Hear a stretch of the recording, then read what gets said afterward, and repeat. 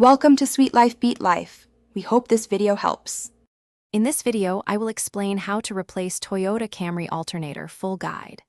Start by disconnecting the negative battery terminal, then remove the serpentine belt and loosen alternator mounting bolts to free the unit.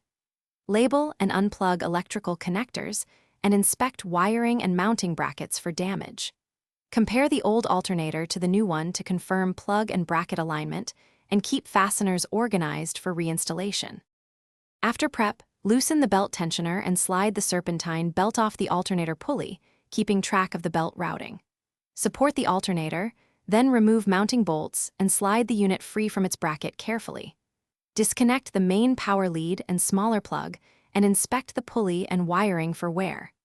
Set the old alternator aside for testing or recycling and wipe the mounting surface clean before fitting the replacement. If this guide is helping you, please subscribe and like the video to support more helpful car repair walkthroughs. Quick recommendation: I use an Echo Dot in the garage for hands-free music and timers while I work, and it makes the job more enjoyable. Check the description for the Echo Dot link and other deals, and if you have questions, drop a comment below. Now let's get back to the video. Fit the replacement alternator into place, hand thread the mounting bolts, then torque them to spec while keeping the unit aligned. Reattach the main power lead and electrical plug, then route and tension the serpentine belt correctly. Reconnect the negative battery terminal and start the engine to confirm proper operation.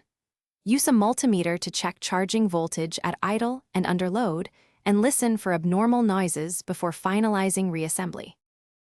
Thanks for watching. Consider subscribing if we helped you.